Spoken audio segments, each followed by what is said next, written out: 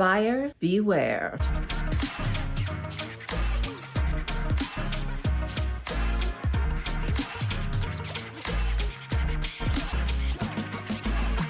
Hey guys, it's Jess from She's the Posh. Welcome back. And today's video is going to be an exciting one because it is inspired by you guys. I'm going to be sharing some tips that you've shared with me and ones from my own experience when shopping with these online luxury retailers. I make videos anytime I want, so please remember to hit subscribe below and ring that bell so we can become best friends here on the internet. Okay guys, I want to thank you so much for your comments and everything on my last video with my unboxing that didn't quite go as planned there, and I really appreciate your tips and things that you've given me and sharing some of your experiences which inspired this video. I think of all the things that you've shared with me to help me stay safe online that I thought I would go ahead and share those tips and then put a video with 4 popular online luxury retailers. So the first one is going to be Fashionphile based on my last video. If you haven't seen it, I'll have it tagged up for you, which didn't go exactly as planned. So this is one of the first warnings that you guys have given me and that I have experienced is improper descriptions. I've seen the pictures and there is wear that is not shown in the pictures.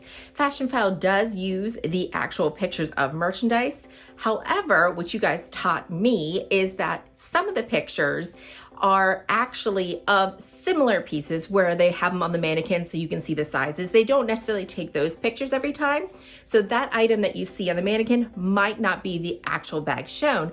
However, I have noticed that some of the pictures, when I receive the item, I actually probably do a whole playlist on Fashionphile fails, which is awful. And that's another reason why I haven't really been purchasing with them much, is because of that. I looked at the pictures. Are you like me? Do you examine the pictures and you look at everything? And then I get the item and there are some flaws that weren't in the description. One of the reasons I think that happens is because of what happened with my most recent bag is improper storage. So the bag that I had gotten, the loot bag, it had been stored with the straps attached to the bag with the zipper open, shoved in there. And as you see from this picture, it caused the bag to kind of fold open and got these bumps in it. So thanks to your tips, you guys told me, like, I decided to stuff it and see how it go because it is canvas, and I remember from my Speedy and different things like that, stuffing canvas can help it get its shape back, but that wear was caused just by it being stored in properly. However, had that been a leather bag, it would not be able to bounce back as quickly. So let me give you an update on this bag here. As you can see, it's already smoothed out. I've had it stuffed for 5 days. I haven't taken the tags off yet, but I'm pretty sure I'm going to because I got this bag around $2,000 under retail, and there was no wear anywhere else except for the bumps right here. I think the more I wear it, the more this is gonna come out. And let me unzip it for you so you can kind of see that there is still just a little bit of a bump, but not much at all. So I'm very pleased with how it's been able to bounce back. However, I have received a bag from Fashionphile that was also stored improperly. So this was a Chanel bag. I'll have the video for you, but it did surprise me that the tags are attached here and that they left the strap on. Like, I never store my bags with the strap on. That doesn't seem like a very safe way to store it because you can get marks and creases from the straps being laid on it. So immediately I decided to check where the straps are, and not to my surprise, there is wear. Look right here. Look how disgusting and gross that is. There is huge marks right there from the straps being rusted on there. And this Chanel bag was also stored with the strap outside the bag laying across it, and it caused a mark to be on the actual leather of the bag, a stain from the metal just sitting and rubbing on that. So it goes to show it's so important to store your bags properly. But what you guys taught me is that you've been noticing that pattern of improper storage, or bags coming to you not wrapped nicely, tags attached, having wear that wasn't described from the New York location. And that makes sense because a lot of my bags have been coming out of New York and I don't really see where they are coming from. Maybe I should look at that. So that's a tip that you guys have given me from Fashionphile, is to check and see where your item is coming from. Another reason why there is improper descriptions is because they don't update the pictures after you've returned an item from improper descriptions, right? So I had a Chanel bag that I returned to them. I said, hey, this was based on storage. This was on here. And I looked at all the pictures, the original pictures. This wear wasn't on there. So this wear happened in storage, letting you guys know. And you know what they did? They accepted my return because Fashionphile is great with returns, and they didn't update the picture. That wear is not on there and it's not described. So somebody else is going to purchase that bag. So that could be a reason why the description was off, is that someone like me saw that wear on that, returned the bag, told them about it, and they did nothing. And then you bought it and you saw the wear and then you sent it back.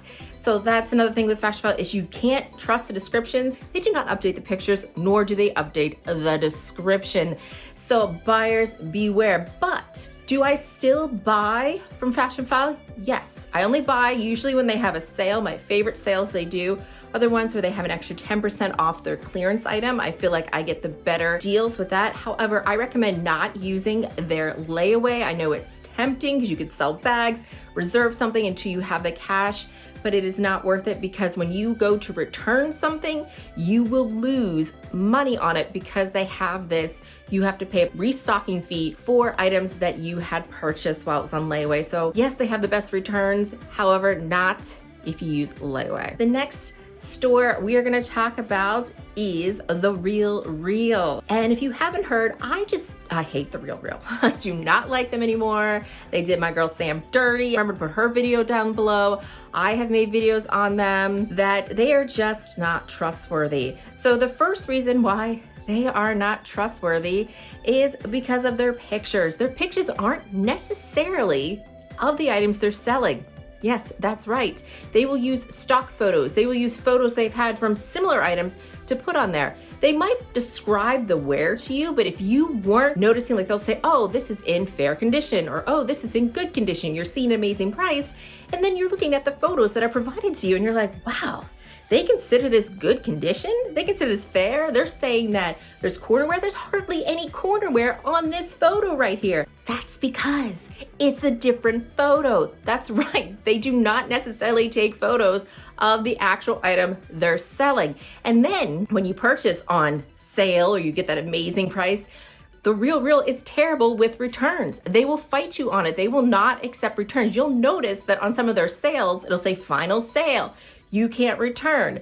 So yeah, I steer clear of the Realreal, especially because you cannot trust anything because the bag they're showing may not be the real bag that they are selling to you. Also, the Realreal has had some controversy with selling real fakes. Allegedly, this had happened to my girl Sam. She has a great story where she goes into it. I have shared it as well, where Sam had bought a bag, went to sell it to Fashionphile that she had bought from the Realreal, and Fashionphile got the bag and deemed it as not being authentic, which surprised her because she bought it from the Realreal and they guarantee authenticity.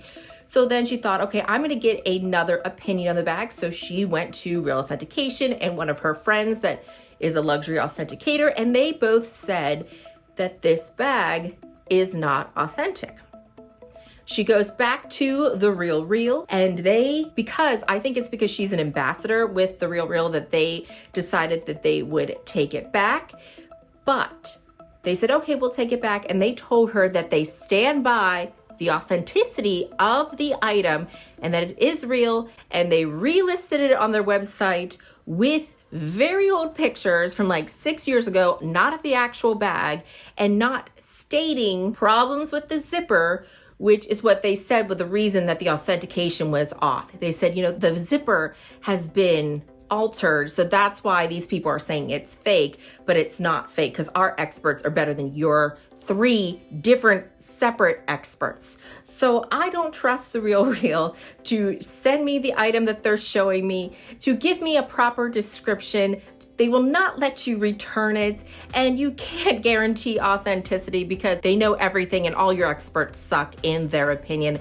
So yes, the Realreal, goodbye, girl. I'm never buying from you again, and I do not recommend them. So steer clear. The third one I want to talk to you about is Tjmaxx. For some reason, Tjmaxx is selling luxury. I'm seeing vintage Louis Vuittons. They'll have Chloe bags just hanging. I went to my Tjmaxx. Was it a Chloe Faye bag? Like it was this yellow color, just like hanging up with all the rest of the luggage. Yeah, it had the little things to keep it together, but I'm like, what is that? A Tjmaxx? What is going on? So I have a video because I used to work at Tjmaxx back in the day when I was 16. It was my first job. So I know some fun facts about Tjmaxx. Yes, they might be different now, but what I knew when I was there and why I steer clear and don't recommend buying luxury even online from Tjmaxx. So one of the first reasons is because if you're gonna buy from Tjmaxx online, know that a lot of the items that Tjmaxx ends up getting is not necessarily items that didn't sell well in the store. Most of the time, they are not necessarily overstock items. They will actually be failed concept pieces, which means this might be a color or something that the designer decided they were not going to sell actual retail location. For example, the yellow bag I never saw this kind of yellow color. Retailers, I haven't seen them at all. And that's probably because this piece never went to them. It was a failed concept. They didn't like the color. Maybe something happened to the bag that was just a little bit off and they didn't want to sell it, so they give it to Tjmaxx. And also another reason I stay clear of buying a luxury is because of the returning. And yes, I know they have tags and different things that they can use to return items. However, I just don't trust when people return pieces. When I was working at Tjmaxx, people used to switch tags. They would try to return a Kate Spade dress, and what they would do is they would take a different dress and they put a Kate Spade tag and sew it in the back of this non-Kate Spade dress and return it to try to get a full refund. And we were not experts. Like 16-year-old me would not be a handbag expert to know if someone was returning a bag. I'm sure they figured out the technology to take tags off and put them on fakes and try to return them. There has to be a way where they are able to figure out that technology. And the Tjmaxx staff, at least when I was there being young, I did not have knowledge of that. So I wouldn't trust the items even in store to necessarily be guaranteed authentic because none of us were experts and we are not there to authenticate pieces, and nor do we know anything about the pieces. And they have them right on display and everybody's touching them and putting stuff in them, and you never know, someone might put a tracker. I know I watch too much crime shows, but maybe someone put on a tracker so they could steal it from you later. I just do not trust buying anything from Tjmaxx, so I just do not recommend it. And the last store, the fourth one I thought I'd talk to you about is Poshmark. And I have a video like sharing all the tea with Poshmark that I'll make sure to put with you, but I just don't buy from Poshmark anymore, nor do I sell from Poshmark. There's some things that I have learned from you guys, from your experiences. I've had some bad experiences buying. I haven't really sold much luxury on there. So the appeal of Poshmark to me with luxury was the fact that everything would get authenticated. If it was over $500, you get free shipping, and then my item would go to said authentication center, certified by Poshmark. They would authenticate it and get it to me, so I didn't have to fear if something was real or not real. So I come to find out from one of my good friends who sold on there, because one of her pieces came back as they couldn't determine authenticity, and she was really confused because this is an item that she had gotten authenticated herself, and she is someone that sells it. So she ended up losing this sale through Poshmark, and she was like, I don't understand why you guys couldn't authenticate this bag. And they finally admitted to her that they don't have authenticators. They take pictures of the bags and they have real authentication, or one of the other people authenticate the pieces. So nobody is actually an expert there. They do the same thing that you and I do to get the pieces authenticated. We take pictures and we send them in. And Real Authentication, for whatever reason, said we can't authenticate the bag. Not saying that it wasn't authentic, but saying we couldn't determine whether it was authentic or not. When most of the time with these newer bags, the best way to find out if it's authentic is to have it in front of you. But Poshmark does not have actual experts at all. And for me, that feels like false advertising. You're telling me you have experts, you're gonna go to an authentication center, but in reality, you're just taking pictures and sending them somewhere else. That feels like false advertising to me. You don't really have the experts you claim to have. Another thing is I had a real trouble trying to return something to them that didn't come as described per their policy. I have a whole rant video that I could go on forever about it. An item that I bought, which I bought that was described new with tags, but it was damaged. That was never disclosed. They took a picture with something weird in the background, and Poshmark decided that they weren't gonna let me return this item, even though it wasn't described properly. And it was a terrible experience. It was the last time I bought anything really luxury from them. I stopped selling with them after I had dealt with that, with terrible service when it comes to returning, and realizing they have no expertise whatsoever to even be able to tell you that luxury items are real or fake. I felt like that is false advertising, and I feel like it's lying. And I say buyer beware, and I will not shop with them again. And I don't recommend you guys doing it either. Okay guys, that is everything. Let me know if this was helpful for you. Do you like these kind of videos? Let me know in the comments down below. And as always, I want to thank you so much for watching and hope to see you again. Bye guys.